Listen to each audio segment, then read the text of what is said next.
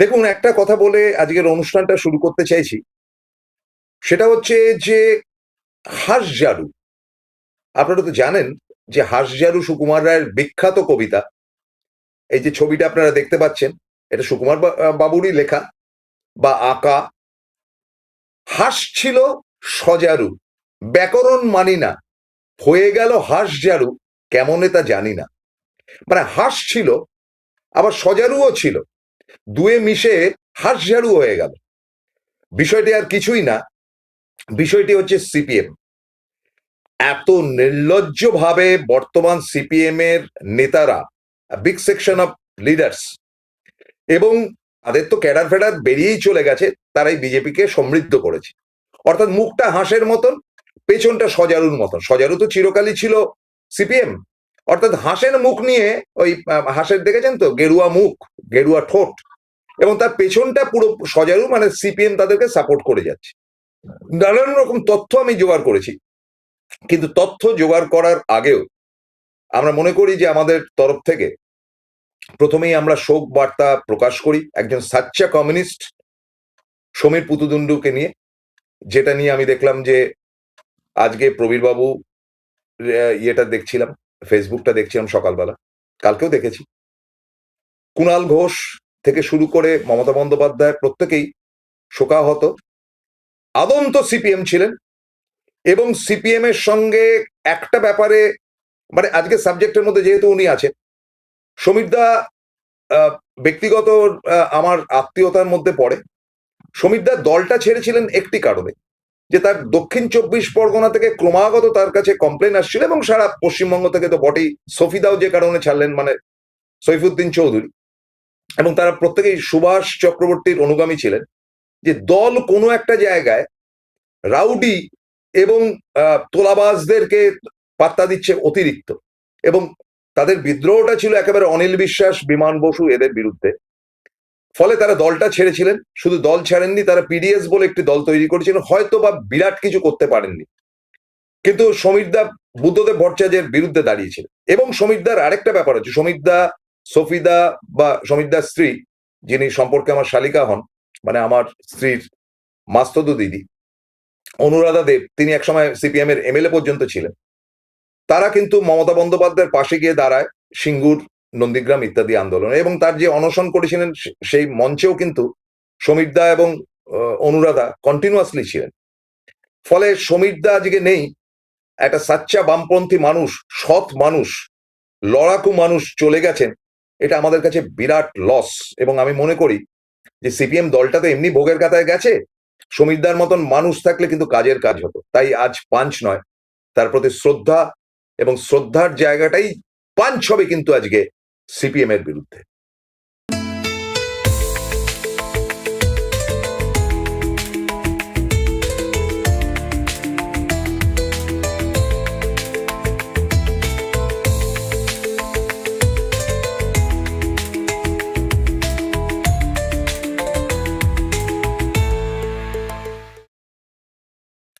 স্বাগতম, নমস্কার, আসসালামু আলাইকুম। গতকাল হুমায়ুন কবিরের সঙ্গে দেখা হয়েছিল। কোথায় কি বৃত্তান্ত বলবো না। হুমায়ুনকে আমি বললাম যে কেমন আছো, ও দাদা কেমন আছেন, ভালো আছেন তো? আপনি তো একেবারে সাংঘাতিক আমাকে গালাগাল দিচ্ছেন। আমি, হুমায়ুন, তোমাকে আমি গালাগাল দিচ্ছি না। Whatever you are doing is not healthy. তুমি মুসলিম কমিউনিটিকে দুভাগে ভাগ করতে চাইছো যাতে বিজেপি জেতে, এই তো গল্প। না আমি কেন করবো, এই তোমাকে হাবি যাবি কিছুক্ষণ হ্যাজালো। তো এখন বিজেপির এমন দুর্দশা হয়েছে বর্তমানের পরিস্থিতিতে, যে তারা ইয়েকে ভাঙতে চাইছে, মুসলিম কমিউনিটিকে ভাঙতে চাইছে, কংগ্রেস কমিউনিটির থেকে একটা ভোট তারা ভেঙে দুভাগ করতে চাইছে, মানে তৃণমূল থেকে যাতে কংগ্রেসরা আলাদা করে ভোট দেয়। এই হুমায়ুন, মানে তাকে তো একেবারে প্র্যাকটিক্যালি বিজেপির এজেন্ট হিসেবে ধরেই নেওয়া হচ্ছে। এবং তার সঙ্গে মৌসুম নূর, তিনি কংগ্রেসে হঠাৎ গেলেন, এবং গিয়ে তিনি কংগ্রেসটাকে ডিভাইড করছেন যাতে করে বিজেপির সুবিধা হয়। ভাবা যায়, বরকতদার ভাগ্নি নাকি তিনি, এত অধঃপতন তার। তাহলে এতদিন তৃণমূলে থাকার সময় তার মনে ছিল না যে তৃণমূল দলটা খুব একটা সুবিধার না, বা তৃণমূল দলে তিনি পাত্তা পাচ্ছেন না? তিনি তো হেরে গিয়েছিলেন 2019-এ। মমতা বন্দ্যোপাধ্যায় তাকে ডেকে এনে তাকে তো সাংসদ করেছিলেন রাজ্যসভা। তো তিনি সেটা ভুলে গেলেন। দুটো জেলার দায়িত্ব দেওয়া হলো, তারপরে তিনি দল বদলে চলে গেলেন। তিনি ভাবছেন যে মুসলিমরা খুব খেপে গেছে, তারা এবার কংগ্রেসকে ভোট দিচ্ছে। আরে কংগ্রেসকে ভোট দিলেও তৃণমূলের তো বিরাট ভোট আছে, ধরা যাক কংগ্রেস এবং তৃণমূল ভোটটা ভাগাভাগি হলো, ফায়দা কার হবে? বিজেপির হবে। তাহলে এই যে পশ্চিমবঙ্গে থাকা বিজেপি দলটি, এটি বেঁচে আছে কিন্তু আদন্ত সিপিএম, কংগ্রেস এবং অ্যাবসলিউটলি ইয়েদের কল্যাণে। সিপিএম, কংগ্রেস এবং একদল রাউডি ক্যারেক্টার যারা চিরকাল ধান্দাবাজি করেছে, মমতার বিরুদ্ধাচরণ করেছে, তাদের কল্যাণে বেঁচে আছে, টিকে আছে। কারণ আপনাদেরকে কতগুলো আজকে তথ্য দেবো, যে তথ্যগুলো খুব মারাত্মক। এই তথ্যগুলো পরপর আপনাদেরকে দিচ্ছি। বরকতদা ছিলেন আদন্ত সিপিএম বিরোধী, এবং বরকতদা ন্যাচারালি তিনি বিজেপি বিরোধী ছিলেন না, তখন বিজেপির এত স্ট্রেংথও ছিল না, এবং বরকতদার কল্যাণে বহু লোক চাকরি পেয়েছেন। বরকতদার শেষ জীবনে তিনি বুঝতে পেরেছিলেন যে এই বাংলা থেকে যদি কোনো নেতা নেত্রী হতে পারে সেটা মমতা, এবং তার মৃত্যু হয়েছিল কিন্তু শেষ সময় যখন, তখন মমতা বন্দ্যোপাধ্যায় সেখানে উপস্থিত ছিলেন। মমতাকে প্রথম দিকে তিনি লাইক করুন বা না করুন, তার তো একটা লবি ছিল, তিনি, সোমেন মিত্র ফিত্র ইত্যাদি, আব্দুল মান্নান, হেনাতারা, এটা একটা লবি ছিল। কিন্তু তিনি বুঝতে পেরেছিলেন যে মমতাকে অস্বীকার করা যাবে না বা উচিত না। তো তার ভাগ্নির অবস্থা দেখুন, হেরে ঠেরে গিয়ে এখন তিনি বলছেন যে কংগ্রেস দলটা আমি আবার ফিরে আসতে চাই আমার মামার দলে। একদিন তাহলে যাওনি কেন বাবা? দেখুন, এটা মুসলিম বন্ধুরা বুঝে নেবেন যে আপনাদেরকে ডিভাইড করার চেষ্টা করা হচ্ছে। হ্যাঁ, তৃণমূলে প্রচুর ত্রুটি আছে। আমি জানি মালদাতে তৃণমূল অত্যন্ত দুর্বল, অন্তত ইংলিশ বাজার এবং সংলগ্ন এলাকাতে। বহরমপুর অঞ্চলে তৃণমূল অত্যন্ত দুর্বল, এটাও আমি মনে করি খেয়ে খেয়েই চলছে। কিন্তু ভুল করেও যদি মুসলিম বন্ধুরা আজকে ডিভাইড করেন যে আচ্ছা কংগ্রেসকে একটু ভোট দিই, তাহলে কংগ্রেসে কিছুটা যাবে, বাই ইয়েতে কিছুটা যাবে, তৃণমূলে কিছুটা যাবে, মাঝখান থেকে ফালা হয়ে বেরিয়ে চলে যাবে বিজেপি। কারণ বিজেপি এখন এবছর আর দলিতদের ভোট পাচ্ছে না, রাজবংশীদের ভোট পাচ্ছে না, মতুয়াদের ভোট পাচ্ছে না, কোনো না কোনো জায়গা থেকে তাদের ভোটটা পেতে হবে। এই বিজেপির উত্থানের পেছনে একটা মস্ত বড় কথা বলছেন এখন, মানে সেটা আমি দ্বিতীয় ভাগে বলবো। সেটা হচ্ছে কি, মানে সিপিএম এর তাবড় নেতারা, এখন নেতা বলতে কারা, ওই কি মুখার্জি, ওই যাই হোক, তারপরে ধরুন ওই জেএনইউ থেকে পাশ করা মেয়েটি, তারপরে আমাদের শতরূপ ইত্যাদি, এদের একই বক্তব্য। মানে হয় না যে এদের ব্যাপারটা কি জানেন তো, সিপিএম এর এই যে গ্রুপটি, মানে মানে দে আর অল কোয়ালিফাইড, এডুকেটেড, এদের কোয়ালিটি আছে, এরা কেউ বিজেপিকে ভোট দেয় না, কিন্তু এরা দলটাকে বাঁচাতে পারছে না। শতরূপ, তারা বলছে যে মমতা বন্দ্যোপাধ্যায় নাকি ডেকে এনেছিলেন বিজেপিকে 1999 সালে তার সঙ্গে অ্যালায়েন্স করে, এবং তাদের বক্তব্যটা হচ্ছে এটা সুস্পষ্ট, এটা নাকি আরএসএসই ঠিক করে দিয়েছিল মমতাকে দলে টেনে নিয়ে এসে তাকে টাকা পয়সা দিয়ে তৃণমূল দলটি তৈরি করে, যাতে করে কংগ্রেস দলটি ভঙ্গুর হয়, ভেঙে যায়। এটা তাদের সিপিএম এর বক্তব্য। এটার উত্তরটি আমাদের তাবর সমস্ত মানে যারা বিভিন্ন টিভি চ্যানেলে বসেন টসেন, তারা কেউ উত্তর দিতে পারেননি। দেবাংশুরাই তো বসে, বা তাদের পোস্ট বা পোর্টফোলিও কোনো জায়গাতেই দেখিনি। আসলে কি জানেন তো, আপনি দলের মুখপাত্র হন আর যাই হন, একটু পেটে বিদ্যা দরকার, একটু ইতিহাসটা পড়া দরকার। আমি ইতিহাসের ছাত্র না, একদম পিওর সায়েন্সের ইঞ্জিনিয়ারিং এর ছাত্র, কিন্তু আমি ইতিহাসটা পড়ি। কারণ রাজনীতিটা করতে গেলে বা রাজনীতি নিয়ে বলতে গেলে তার মধ্যে ফিলোসফি এবং হিস্ট্রির দরকার। আপনাদেরকে বলি, 1977 সাল যেবার ইন্দিরা গান্ধী হেরে গেলেন, তখন তার বিরুদ্ধে দাঁড়িয়েছিলেন আরএসএস, সিপিএম এবং অনেকগুলো খুচরো পার্টি। তো সেদিনকে সিপিএম কেন আরএসএস এর সঙ্গে একসাথে অ্যালায়েন্স করলেন?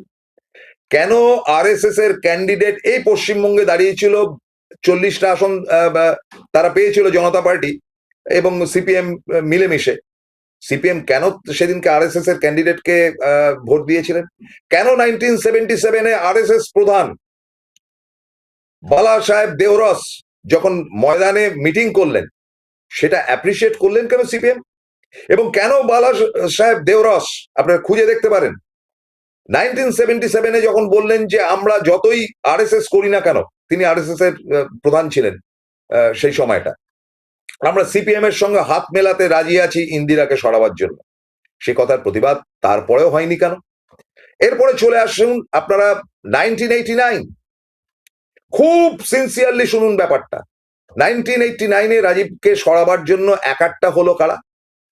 বাম, বিজেপি এবং ওই জনতা দল, বিশ্বনাথ প্রতাপ সিং ইত্যাদি ইত্যাদি।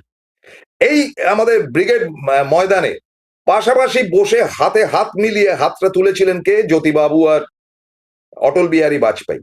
এন্ট্রিটা দিল কে? জ্যোতিবাবু, তাই তো?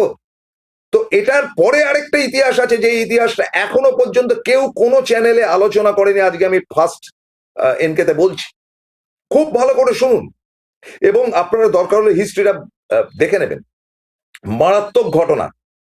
এবং তারপরে শতরূপ বলুন, বিমান বোস বলুন, সেলিমের মতন একটি মানে কি বলা যায়, অতি পণ্ডিত মানুষ, তাদের মগজের মধ্যে যাতে ব্যাপারটা ঢোকে যে আমরা ধরতে পারছি, অন্তত আমি ধরতে পেরেছি, মানে অনেকেই ধরতে পারবেন এবং আপনারা এই প্রত্যেকে এটা শেয়ার করবেন।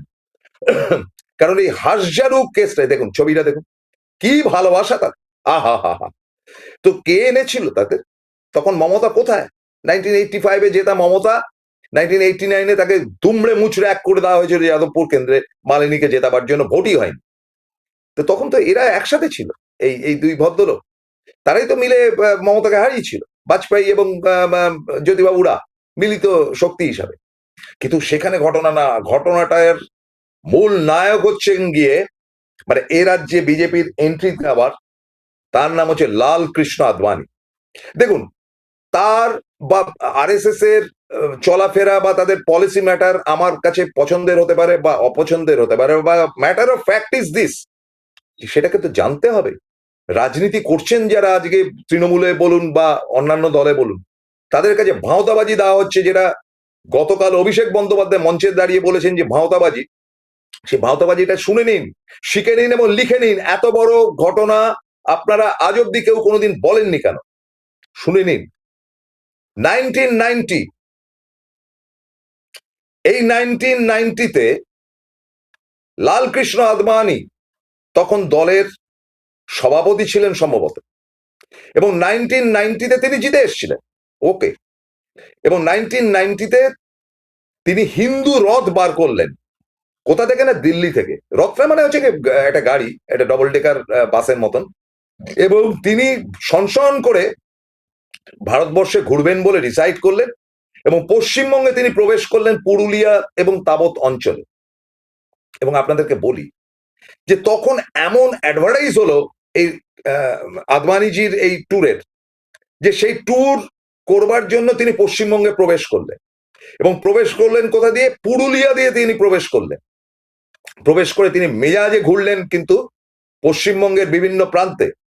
এবং এই লালকৃষ্ণ আদবানি যখন পুরুলিয়া দিয়ে ঢুকলেন, তখন জ্যোতিবাবু তাকে অ্যারেস্ট করলেন না কেন? তিনি তো একেবারে হিন্দু ধর্মীয় জায়গায়, জ্যোতিবাবুরা তো বলে সাম্প্রদায়িক শক্তি, হানা টানা বড় বড় লেকচার, এবং জ্যোতিবাবু বলেছিলেন বড় বড় পার্টি, এসব সব নাটকীয় কথাবার্তা। শুনে নিন, 1990-তে ওই 89-90 ওই টাইমে, 89-এ তো রাজীব গান্ধীর দল হেরে গেল, রাজীব জিতেছিলেন, মানে কংগ্রেস। এবং 1990-তে যখন বিশ্বনাথ প্রতাপ সিং তিনি যখন প্রধানমন্ত্রী, তখন আদবানি বললেন যে আমি রামরথ বার করব। এবং বিশ্বনাথ প্রতাপ সিং যতই ধর্মনিরপেক্ষ হন, তাকে মানতে হয়েছিল যে না, আমার করা কিছু নেই, আমি যদি কিছু করি তাহলে বিজেপি আমার থেকে উইথড্র করে নেবে, গভর্নমেন্টটা পড়ে যাবে। পড়লো বটে।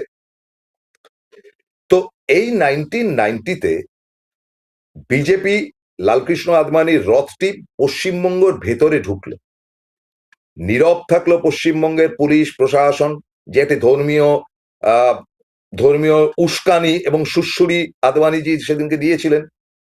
জ্যোতিবাবু চুপ করে রইলেন। জ্যোতিবাবু তাকে গ্রেপ্তার করলেন না, এবং গ্রেপ্তার করা মানে হচ্ছে কি তাকে হাজতে ঢোকানো না, তাকে আটকালেন না, কোনো সিপিএম এর লোক আটকালো না। কেন জানেন?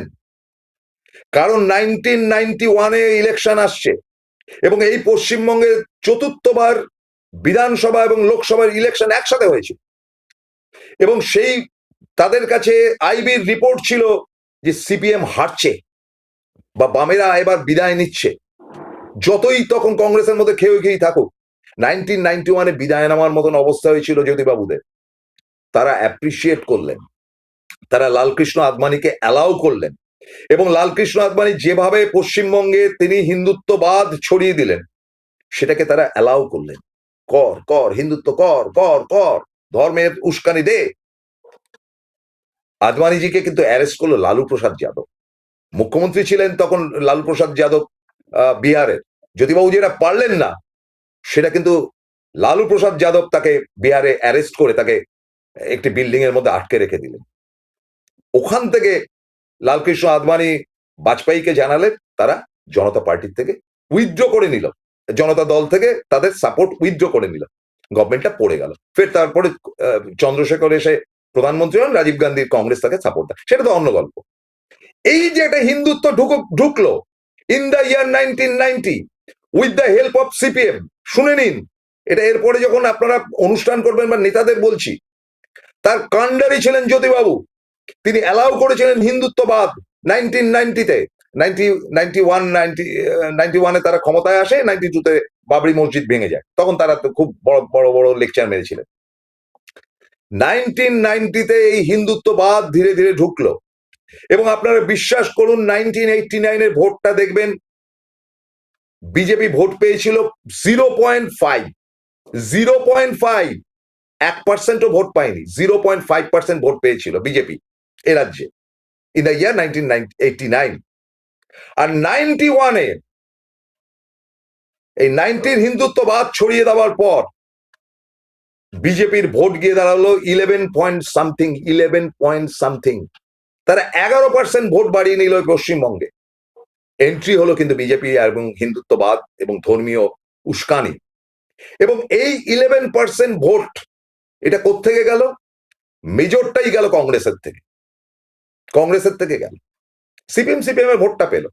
এবং 1991-এ যদি এই 11% ভোটটা বিজেপি না পেত, তাহলে জ্যোতিবাবুদের গভর্নমেন্ট পড়ে যেত, ক্ষমতায় আসতো কংগ্রেস।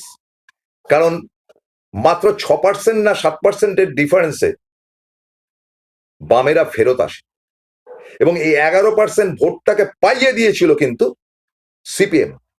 আরো কেতন শুনবেন, এই যে এন্ট্রিটা বিজেপির বা হিন্দুত্ববাদ এন্ট্রিটা দিল 1990-তে সিপিএম, তারপরেও একটা ইতিহাস আছে, বলবো একটা ছোট্ট বিরতির পর, সঙ্গে থাকুন।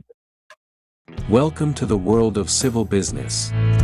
A Bengali business personality and the most successful business group, Roy Construction Group of companies, now coming Sarib, West Bengal. Mr. Anup Roy, the managing director of the Roy Construction Group company, ready to serve his native land, the mother Bengal.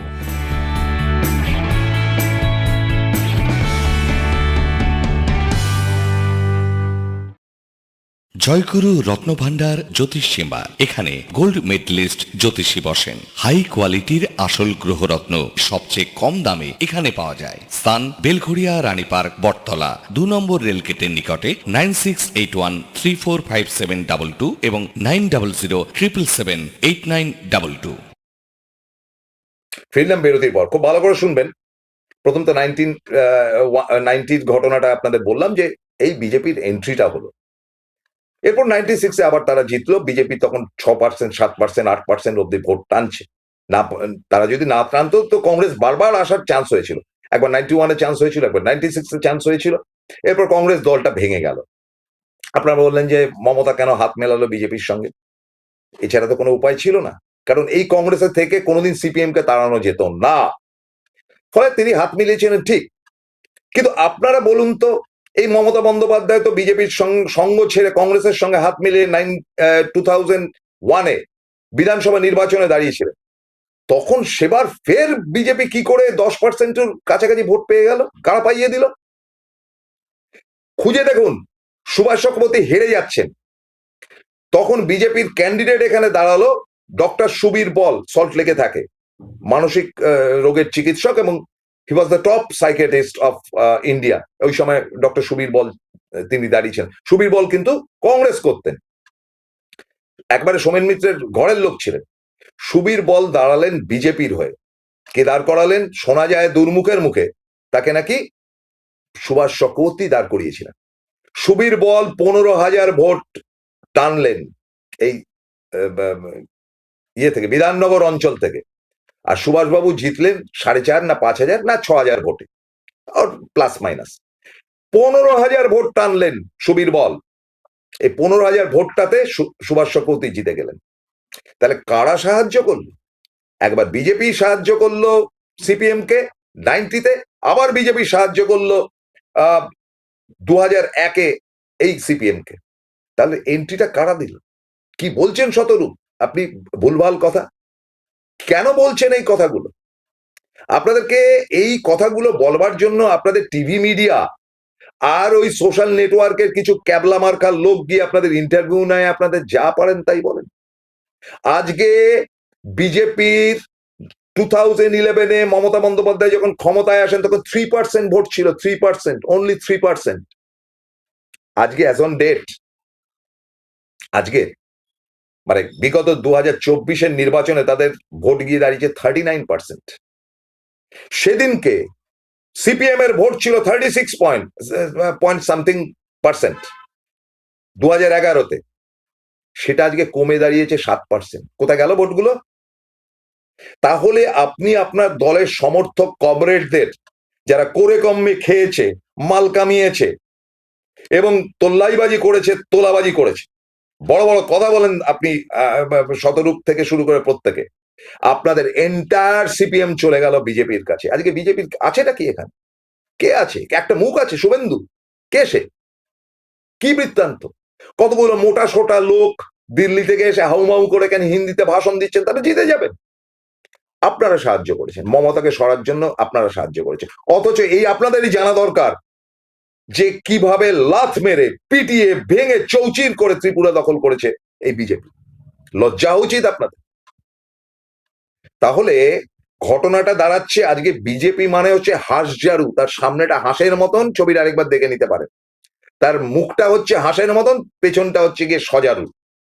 মানে সজারুর কাঁটা হচ্ছে CPM আর মুখটা হচ্ছে গিয়ে এই যে ছবিটা, সুকুমার রায়ের আঁকা ছবিটা, এই ছবিটার হাঁসের মুখটি হচ্ছে গিয়ে, হাঁসের তো ঠোঁটটা দেখেছেন তো, ইয়ে থাকে আপনার গেরুয়া কালারের থাকে, সেইটা হচ্ছে গলা অব্দি, ওইটুকু হচ্ছে গিয়ে বিজেপি। আর পেছনটার আপনার সজারুর যে ব্যাপারটা থাকে, হাঁস ছিল সজারু, ব্যাকরণ মানি না, হয়ে গেল হাঁসজারু, কেমন তা জানি। আর এদের এক কথা, এক জিনিস, এক ব্যাপার। ইডি কেন করলো? তার কারণ গটাপ রয়েছে, এই রয়েছে, সেই রয়েছে, যা সেলিম বলবে তাই শতরূপ গিয়ে টিভিতে বসবে। ঘরের বাইরে গিয়ে নিজেদের ভোটটা বাড়াবার চেষ্টা করুন। হাত তুলে কি হবে? হাত তুললে কি কিছু লাভ আছে? আপনারা ডোবাচ্ছেন, এই লোকটাকে শক্তিশালী করছেন, আপনাদের ভেতরে ভেতরে রয়েছে। কারণ শ্রমিক ভট্টাচার্য নিজে বলেছেন যে সেলিমের মধ্যে তো বিদ্যা আছে, ওর মধ্যে তো বিদ্যা আছে, এরা সব, এদের অনেক স্যাক্রিফাইস আছে। কেন বলছে? কেন জ্যোতিবাবুর মতন বলতে পারছেন না যে এটা একটা বর্বর পার্টি? বলতে পারবেন না, কারণ আপনারা এদের কাছ থেকে খেয়ে বসে আছেন। সিপিএম এখন না এক একটা রাজ্যে এক এক চরিত্রের, বিহারে একটা চরিত্র, পশ্চিমবঙ্গে একটা চরিত্র, ত্রিপুরায় একটা চরিত্র, এই দেখুন দুদিন বাদে তারা কেরালটাও হারাবে। শূন্য তো ছিলই এই দুটো জায়গায়, ওখানেও শূন্যতায় পরিণত হবে। কারণ সিপিএম এর কমিউনিস্ট জায়গা থেকে শেষ লোকটি যেটা লড়াকু ছিল, তিনি সিপিএম ছেড়ে দিয়েছিলেন ঠিকই, বাট মনে প্রাণে কমিউনিস্ট ছিলেন। তিনি মমতা বন্দ্যোপাধ্যায়ের সঙ্গেও অ্যালায়েন্স করে কিন্তু ভোটে দাঁড়াননি, সমীর পুতুদণ্ড, তিনিও চলে গেলেন। ফলে নির্লজ্জ সিপিএম এবারও শূন্যতায় পরিণত হবে, হাঁসজারু হয়ে। জীবনে কোনোদিন বিজেপি যদি ক্ষমতাতেও আসে, প্রথম পেটাবে আপনাদের, কারণ তাদের রাইটিস্ট থিঙ্কিং হচ্ছে লেফটিস্টদের আগে খতম করো, তারপরে মুসলিম। এই দুটো জায়গা হচ্ছে টার্গেট। যেমন হিটলার করেছিল কি, হিটলার কমিউনিস্টদের এবং ইয়েদের, আপনার ওই স্টাইনদের, হ্যাঁ, ইহুদি এবং খ্রিস্টানদেরকে ইয়ে বক্সে ঢুকিয়ে সবাইকে মেরে ফেলে দিয়েছে। হাজারে হাজারে লাখে লাখে লোককে মেরেছিলেন হিটলার। বলেছিলেন যে একটা হচ্ছে কি আমাদের ধর্মের বিরুদ্ধে, মানে খ্রিস্টান ধর্মের বিরুদ্ধে ইহুদিরা, খতম করো, যত ইহুদি আছে সাফা করে দাও, সব মেরে ফেলে দাও। আর কমিউনিস্টদের মেরেছিলেন গুনে গুনে গুনে গুনে, কনসেন্ট্রেশন ক্যাম্পে ঢুকে, গ্যাস চেম্বার জ্বালিয়ে, শিশু থেকে শুরু করে বৃদ্ধদের মেরেছিলেন। সেই ধরনের রাইটিস্ট মনোভাবাপন্ন কিন্তু এই বিজেপি যদি কোনোদিন ক্ষমতা আসে, প্রথম শেষ করবে কিন্তু এই শতরূপদের। শতরূপ সেটা জানে কি? জানার চেষ্টা করুন, চেষ্টা করুন। দলটাকে যদি বাঁচাতে চায়, টিভিতে ঠান্ডা করে মুখ দেখিয়ে বাতেলা না মেরে আপনি বা সেলিম পথে নামুন। যদি একটা দুটো সিটের সুযোগ থাকলেও থাকতে পারে, তা নয়তো নিঃশেষিত হয়ে যাবেন, কমিউনিস্ট পার্টি বলে কিছু থাকবে না, সেটা দেশের পক্ষে ক্ষতিকর। আমি বলছি বামপন্থীদের দরকার। আপনারা বামপন্থী নন, আপনারা বিজেপির দালাল। শেষ করছি, ভালো থাকবেন।